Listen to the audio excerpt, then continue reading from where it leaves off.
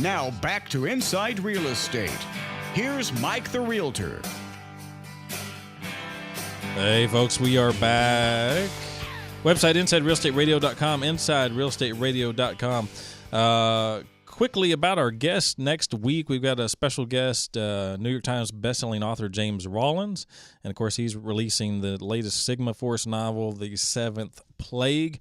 And it's going to be coming up available December 13th. And if you remember, we had him on earlier in the year when he had released his book, Warhawk. And so we had a great conversation with him earlier in the year, and he's going to be back next week on the show. So we're looking forward to talking to him.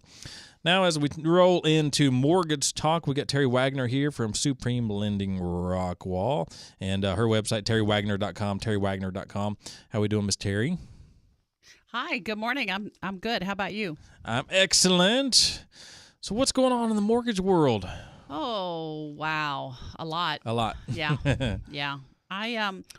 First I wanted to just tell everyone about the new loan limits coming up in 2017. They've made some changes. Like everything else, prices are going up. So the new FHA loan limit beginning in 2017 is going from $334,650 to $362,250 in our area. Okay. The new conventional and VA loan limits. This hasn't changed in a while, but because we've been at $417 for as long as I can remember. Right. It's going to $424,100. So we get a little bit of a bump there. Small bump, yeah. Small bump. So really what I wanted to get that out of the way. But what I really want to talk about this morning is interest rates and locking in your interest rates.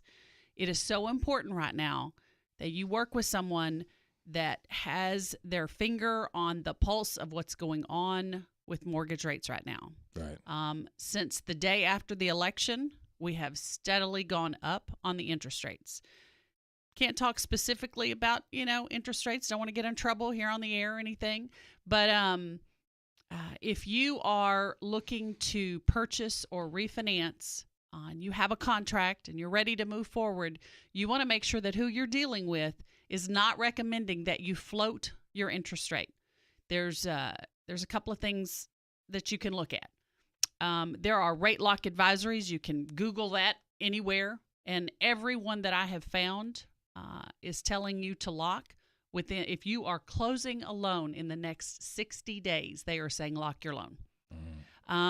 So we definitely want to pay attention to that. One other thing that you want to pay attention to when you're talking with whomever you're working with, hopefully it's us, but if they tell you that your interest rate is locked, pay attention to the expiration, because a lot of folks think that when they talk to me as a loan officer and I quote them a rate, oh, that's my rate, I don't have to worry about it anymore. Right. Well, that's not the case. Changes daily. Right. There are things that have to take place in order for us to lock that loan for you. Don't just assume that because someone quoted you a rate 30 days ago, that's still the rate today, because that's not the case. Right. We've gone up anywhere from half a point to a point on any particular loan program. So and I don't want to scare people into thinking the sky is falling, because Right. That's not the case. We still have good interest rates. They're just not as low as they were 30 days ago. So if you're talking to someone, make sure they tell you your loan is locked. Not just take their word for it. There is a loan lock disclosure. There's a rate lock disclosure that you'll have to sign, and it will tell you whether your interest rate is locked or whether you're floating. Right now, you do not want to be floating your interest rate. Mm-hmm. You want to pay attention to how long your loan is locked, your interest rate is locked for. You can lock for 30, you can lock for 45, or you can lock for 60. If you choose to lock for 30, and most of the time that's what I'll lock for is 30 days, because typically we can get your loan closed in 30 days. But there are situations, new construction, something along those lines, that you may want to lock for a 60-day. Mm-hmm. But ask your loan officer, how long is my loan locked for? Don't let an inexperienced loan officer let your lock expire. Oh, my goodness. It happens all the time. That is a bad thing. So if you you need to be the driver of this train as the consumer. You need to ask, is my loan locked? And how long is it locked for? And then you need to pay attention to how long, what's your expiration date? Are we going to close by then? Is my lock safe? Right. Okay. So, and if you catch that, you can certainly extend your lock. There's fees for extending, but they're far better than letting that lock expire and having to take worst case pricing. Right. And this is really important, especially, in the market that we've had. We had such a hot year this year. Right. And a lot of people were out shopping, maybe early in the year, first, second, third quarters, didn't find what they want. Right. And the last time they paid attention to their pre-approval letter was maybe earlier in the year when it was quoted at a much less rate. Right. Now all of a sudden we find the house and they're going back and they're thinking they have the same interest rate, and not so much. The rates have gone up a little bit. They're still historically low. Still great rates. Come on, give me a break. Right. 5% and less than 5% for everybody for the most part. Historically low. So it's still a great time to buy, no doubt about it. And hey, you can always refinance down the road. At some point. But look, if you could tell somebody, 10 years ago, 5 years ago. Oh, yeah. 15, 20 years ago, hey, you can get an interest rate for 5% when they were paying 17%, 18%. Right. They'd think you were crazy. They'd be like, what? Well, and this can affect your approval as well. If you got pre-qualified 2 months ago at a lower interest rate and now rates have changed, you may not qualify for as much. Mm-hmm. So you need to pay attention. If you've been pre-qualified and you haven't talked with your loan officer in 30 days or more, you need to get in contact with me. Exactly.